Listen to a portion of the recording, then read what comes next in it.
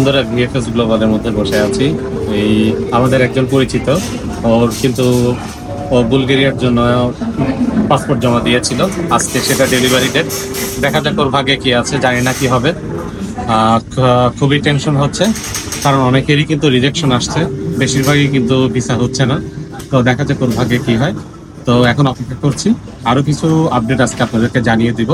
আসলে কাতার থেকে ইউরোপে যাওয়াটা আসলে কতটা সহজ, এই বিষয়ে অনেকেরই প্রশ্ন থাকে। আজকে এই বিষয়ে হবে আজকের ভিডিওটা, সবাই আমাদের সাথে থাকুন। বন্ধুরা, রয়েছে এখন ভিএফএস গ্লোবালের সামনে, যেটা কাতারের ওল্ড এয়ারপোর্ট এরিয়াতে অবস্থিত।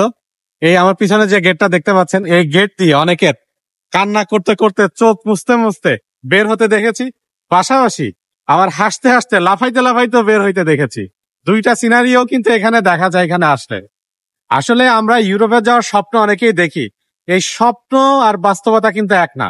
আসলে এই বাস্তবতার মধ্যে কতটা নির্মম বাস্তবতা রয়েছে সেটা আজকে তুলে ধরবো। আর কতটা সহজ ইউরোপে যাওয়া, বিশেষ করে কাতার থেকে অনেকেই বাংলাদেশ থেকে কাতারে শুধু আসতেন ইউরোপে যাওয়ার জন্য, তাদের উদ্দেশ্যে আজকের ভিডিওটা হবে। সবাই ভিডিওটা না টেনে সম্পূর্ণ ভিডিওটা দেখলে আপনাদের টোটাল বিষয়টাই কিন্তু আজকে ক্লিয়ার হয়ে যাবে। একটা ট্রাভেল অ্যান্ড ট্যুরিজম এজেন্সি থেকে, মানে যারা ওয়ার্ক পারমিট নিয়ে কাজ করে, এরকম একটা এজেন্সি থেকে এইমাত্র কথা বলে বের হইলাম। বন্ধুরা, আপনারা হয়তো মনে করেন যে আমরা জাস্ট শুধু ভিডিও বানাই, আমরা কিন্তু তথ্যপাত্র ইনফরমেশন জেনেই কিন্তু আপনাদেরকে কথা বলি। এই এজেন্সির ভিতরে ঢোকার সাথে সাথে 3-4 জন মিলে আমাদের পুরা ঘিরে ফেলছে। এই বসেন চাটা দিয়ে, পানি টানি দিয়ে, মানে পুরো অস্থির করে ফেলছে। তারপরে এখন কোথায় যাবেন? আমরা বললাম আমরা তো ইউরোপের যে কোনো একটা দেশে, যেখানে আপনাদের সহজ হয়, যেখানে ওয়ার্ক পারমিট একটু ইজিলি পাওয়া যায়, সেখানে। আমরা আবার একটু বললাম যে টাকা পয়সা কোনো ফ্যাক্টর না, টাকা পয়সা যা লাগে। ওদের তো মাথা তখন আরো নষ্ট হয়ে গেছে। ওরা পারলে আমাদেরকে এরকম করে ধরে নিয়ে ইউরোপে পাঠিয়ে দেয়, মানে এখনই আজকে ইউরোপে পাঠিয়ে দেবে, এরকম একটা অবস্থা। আমাদের তো চা পানি টানি খাওয়াই পুরো অস্থির। পরে আমাদের সাথে কথা হলো, আমাদেরকে সুন্দর করে বসালো।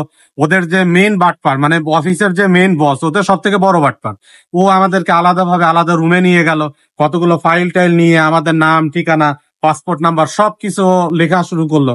এখন লেখা শুরু করার পরে এখন আসবে হলো আসল কথা, টাকা পয়সা কত লাগবে। ওদের সাথে এগ্রিমেন্ট, আমরা তো এটা একটা নাটক সাজাইছি। এটা বিষয়টা হলো আমরা জিনিসটাকে বোঝার জন্য যে আসলে কি চলতেছে এখানে। ওরা আমাদের সাথে এগ্রিমেন্ট, 35,000 রিয়াল ওদেরকে দিতে হবে। 3 মাসের ভিতরে ওরা আমাদেরকে ইউরোপ পাঠিয়ে দেবে। 3 মাস, ম্যাক্সিমাম 3 মাস, এর আগেও হইতে পারে। ওরা আমাদের সবকিছু, আমাদের ডকুমেন্টস গুলো সবকিছু ওরা এর মধ্যে রেডি করবে। এর ভিতরে ধাপে ধাপে ওদেরকে টাকা দিতে হবে। প্রথমেই দিতে হবে 10,000 রিয়াল। তারপরে আর 2-3টা ইনস্টলমেন্টে ওদেরকে টাকাগুলো পে করতে হবে। এখন আমার কথা হচ্ছে, এই যে 10,000 রিয়াল আমি ওদেরকে দেব, দেখা গেল যে এই 10,000 রিয়াল নিয়ে ওরা কাজ করবে কি না করবে এটার কিন্তু কোনো গ্যারান্টি নেই। আর ওরা কি করে, এই টাকাটা অ্যাডভান্স মানি যেটা নেবে, এইটা নিয়ে পরে যদি কাজ না হয় বলবে যে আপনাদের টাকাগুলো আমরা বিভিন্ন ভাবে খরচ করছি, চেষ্টা করছি, কাজ হয় নাই। এইটা ওদের একদম সাধারণ কথা। অথবা দেখবেন যে কিছুদিন পরে ওদের আর এই অফিসই নেই। কারণ এই এই যারা এই কাজগুলো করে, বিভিন্ন কোম্পানির নাম দিয়ে ওরা একটা অফিস খোলে। দেখা যায় যে কিছুদিন পরে এরকম 10 জন 20 জন 50 জনের কাছ থেকে টাকা নিয়ে একদম লাপাত্তা, ওদের আর কোনো খবরই আপনি পাবেন না। তো ওরা যে খাতির গুলো করলো, বিশেষ করে সুন্দরী সুন্দরী কিছু মহিলা সেখানে রেখে দিছে। তারা এসে পারফিউম মারা গায়ে, সুন্দর স্মেল আসতেছে, মানে আপনার লাগবে যে আপনি তাদের প্রেমে পড়ে যাবেন, এরকম একটা অবস্থা। মানে টাকা আপনার দিতেই হবে, তাতে আপনার কিডনি যদি বিক্রি করে দেওয়া লাগে তাও দিতে হবে। দিয়ে ওদের হাতে টাকা দেবেন। এখন এইবার আপনারা ঘুরাবে, চরকার মতো ঘুরাবে। 1 মাস, 2 মাস, 3 মাস, 6 মাস চলে যাবে, কোনো আপডেট নাই, কোনো কিছু নাই। আপনার টাকাগুলো ওরা খেয়ে হজম করে ফেলছে এর মধ্যে। তো এই হলো আসল সিনারিও কাতারের বর্তমান অবস্থা। ভিসা নিয়ে শুধু মানুষের তথ্যগুলো না জানার কারণে এরা আমাদেরকে বোকা বানায়। বিশেষ করে এই এজেন্সির লোকজনগুলো এত বেশি ওভার স্মার্ট, মানে আমরা কিছুই না ওদের কাছে। কারণ ওদের তো প্রফেশনই এটা, মানুষকে কিভাবে ভুলভাল বুঝাইয়া, মানুষের মাথা কিভাবে ব্রেন ওয়াশ করে, মানুষের পকেটের টাকা কিভাবে নিজের পকেটের মধ্যে ঢুকানো যায়, এই কাজটা কিন্তু ওরা খুব ভালো করে রপ্ত করা। তো ওদের কাছে আপনারা পারবেন না, ওদের স্মার্টনেসের কাছে আপনারা পরাজিত হবেন। তো এই জন্য আমি আপনাদের কাছে প্রথম যে রিকোয়েস্টটা করব, যে আপনারা কোনো এজেন্সিকে হুট করে আগে টাকা দেবেন না। আগে যদি কোনো এজেন্সি যদি এরকম থাকে যে যারা হলো কোনো ধরনের অ্যাডভান্স মানি ছাড়া, কোনো টাকা পয়সা ছাড়া যদি আপনার কাজটা যদি তারা করতে পারে, কাজের পরে আপনি টাকা দেন, 2,000 রিয়াল বেশি দেন, কোনো সমস্যা নেই। আপনি খুশি হয়ে 1,000 রিয়াল বেশি দিয়ে দিলেন, কোনো ব্যাপার না। কিন্তু আগেই কোনো টাকা পয়সার লেনদেন তাদের সাথে করার চেষ্টা করবেন না, ভুলেও করবেন না। টাকা দিছেন তো মরছেন, টাকা অ্যাডভান্স টাকা দিলেই ওই টাকাও ফেরত পাবেন না, আর গ্যারান্টি আপনার ভিসাও হবে না, আই এম শিওর। বন্ধুরা, আমার বাসার পাশেই কিন্তু ভিএফএস গ্লোবাল সেন্টার। আমি মাঝে মাঝে অবসর সময় এখানে আসি। আসি কেন জানেন? শুধু দেখার জন্য যে আসলে মানুষের কি আপডেটটা কি, মানুষ কি ভিসা টিসা পাচ্ছে নাকি, এখন ভিসা টিসা হয় নাকি। বিশেষ করে ক্রোয়েশিয়া, আপনাদের খুবই পছন্দের দেশ, ক্রোয়েশিয়া, রোমানিয়া, লাটভিয়া, এই সব দেশের ভিসা প্রসেসিং মানে এখান থেকে কিন্তু পাসপোর্ট জমা দেয় এবং পাসপোর্ট ডেলিভারি কিন্তু হয়ে থাকে। তো আমি এখানে মাঝে মাঝে এমনিতে আসি, ঘুরতে ঘুরতে চলে আসি এখানে। তো আমার কাছে যেটা মনে হয়েছে যে শতকরা 100 জনের ভিতরে হয়তো 5 জনের ভিসা হয়, শতকরা। তাহলে কত পার্সেন্ট হলো? 5%। 5% লোকের ভিসা হয়, আর 95% কিন্তু রিজেকশন আছে। এর মূল কারণ হলো কি জানেন? এই যে ওয়ার্ক পারমিট গুলো দিয়ে যে আপনারা পাসপোর্ট জমা দেন না, এই ওয়ার্ক পারমিট গুলোই বেশিরভাগ সময় থাকে জাল এবং নর্মাল কোম্পানির নামে মাত্র ওয়ার্ক পারমিট। এগুলো কোনো কার্যকরী কোনো ওয়ার্ক পারমিট না। যার কারণে কিন্তু ওই এম্বাসি গুলো তাদের মনে একটা সন্দেহ চলে আসে যে এই লোকটা এই ওয়ার্ক পারমিটে যাবে, এই কোম্পানিরই তো ঠিক নেই। যে কোম্পানি থেকে ওয়ার্ক পারমিট নেওয়া হয়েছে কোম্পানি ভালো না, ওই চানাচুর মার্কা কোম্পানি, ফার্নিচার মার্কা কোম্পানি, এগুলো থেকে একটা নাম মাত্র একটা ওয়ার্ক পারমিট এজেন্সি গুলো আপনাদের হাতে ধরাই দিছে। তো এই যার কারণে ভিসা রিজেকশন হয়। আবার অনেকেই কি করে জানেন?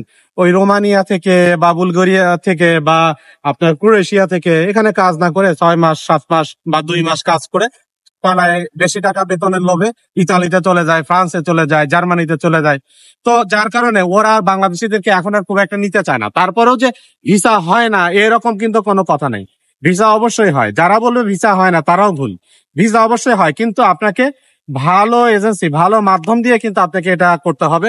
বিশেষ করে যারা রোমানিয়াতে আছেন, বুলগেরিয়াতে, তারপরে ক্রোয়েশিয়াতে, যারা অনেকদিন ধরে সেখানে থাকেন, ব্যবসা বাণিজ্য করেন, তাদের মাধ্যমে, যারা ইউরোপে অলরেডি আছেন তাদের মাধ্যমে যদি আপনি ভালো, যদি অথেন্টিক কোনো পার্সন আপনাদের কাছে থাকে, তাদের মাধ্যমে যদি আপনারা একটা ওয়ার্ক পারমিট যদি সংগ্রহ করতে পারেন, সেইটা আমি মনে করি সব থেকে বেস্ট হয়। আর কাতারে যেসব এজেন্সি রয়েছে এইগুলো সব ম্যাক্সিমাম হলো বাটপার, ম্যাক্সিমাম বাটপার। মানে এরা যে কোন লেভেলের বাটপার আপনার মাথায়ও ধরবে না। এই গত কয়েকদিন আগে এক ভাইয়ের সাথে হঠাৎ করে দেখা, উনি আমার টিকটকে ভিডিও দেখে, উনি বলতেছে, ভাই আমরা প্রায় আমাদের কোম্পানি থেকে 40 জন একসাথে জমা দিয়েছিলাম। আমি আর এজেন্সিটার নাম বলবো না, কারণ এইটা ইউটিউবের পলিসির বাইরে চলে যাবে, সো আমি এজেন্সির নামটা বলতে পারছি না। এই এজেন্সিতে জমা দিছিলাম, সবার টাকা ওরা মেরে দিছে। এক একজনের কাছ থেকে 8,000, 12,000, 15,000 করে নিছে। এখন ওদের কেস চলতেছে কোর্টে, ওদের কেস চলতেছে, ওরা কেস করছে সবাই। তো এরকম ঘটনা কাতারে হাজারে হাজারে আছে। তো এইরকম প্রতারণার শিকার যেন না হন, এই জন্যই এই ভিডিওটা মূলত আমার করা। অনেকেই বাংলাদেশ থেকে এখন কাতারে শুধু আসছেন কিসের জন্য? ইউরোপে যাওয়ার জন্য বা যে কোনো অন্য কোনো একটা দেশে চলে যাওয়ার জন্য। আমি মনে করি বেশিরভাগ লোক এখন কাতারে আসে ইউরোপে যাওয়ার জন্য, কারণ সবাই আমরা জানি যে কাতারে কাজের অবস্থা এখন খুব একটা ভালো না, বলতে গেলে কাজ পাওয়াটা খুবই কষ্টকর। তারপরেও আমি নতুনদের উদ্দেশ্যে বলবো, যারা বাংলাদেশ থেকে কাতারে আসার চেষ্টা করছেন এখন, বা কাতারে এসে আপনারা ইউরোপের বিভিন্ন দেশে এখান থেকে চলে যাবেন, কারণ সবাই জানেন যে কাতার থেকে ইউরোপের ভিসা প্রসেসিংটা ইজি। ভাই, এই বাস্তবতাটার ভিতরে একটা কঠিন বাস্তবতা আছে, সেটা হচ্ছে যে হয়তো প্রসেসিং করা ইজি, আপনি অনেক এজেন্সি পাবেন, প্রায় ইউরোপের সব দেশের এম্বাসি এখানে রয়েছে, এগুলো সবই সত্য, কিন্তু ভিসা পাওয়ার রেশিওটা কত আপনি কি জানেন? ভিসা পাওয়ার রেশিওটা কিন্তু একটা সময় খুবই ভালো ছিল। এই 2023-এ ঠিক ছিল, এটা 2024-এরও মাঝামাঝি পর্যন্ত ঠিক ছিল। 2024-এর জুনের পর থেকে ভিসা পাওয়ার রেশিওটা কিন্তু অনেকটাই কম। তারপরেও যে ভিসা হচ্ছে না তা না, এখনো কিন্তু ভিসা হচ্ছে, এখনো ভিসা হচ্ছে। কিন্তু আপনারা চেষ্টা করবেন যে এজেন্সিগুলোর কাছে না যেয়ে, যদি আপনাদের ইউরোপে কেউ যদি থাকে তার মাধ্যমে সরাসরি যদি ওয়ার্ক পারমিটটা আনতে পারেন, তাইলে কিন্তু আপনার ভিসা পাওয়ার চান্সটা কিন্তু অনেকটাই বেশি থাকবে। আর যারা নতুন বাংলাদেশ থেকে যারা কাতারে আসবেন, কাতারে এসে এত তাড়াহুড়া করবেন না যে আমি কাতারে গেলাম, যাই আমি তাড়াতাড়ি আবার ইউরোপে চলে যাব। এটা না করে চেষ্টা করবেন যে কাতারে কিছুদিন এখানে থেকে, যদি এখানে যদি কোনো কাজের ব্যবস্থা যদি হয়ে যায়, কিছু কাজ টাজ করে তারপরে আস্তে আস্তে রিল্যাক্সে আপনার ভিসা প্রসেসিংটা করতে হবে। ঠিক আছে। তো আমি মূলত এইটাই আজকে আপনাদের জানিয়ে দেওয়ার চেষ্টা করলাম। আসলে যতটা সহজ আপনারা মনে করেন ততটা সহজ না, বাট অসম্ভবও কিন্তু না।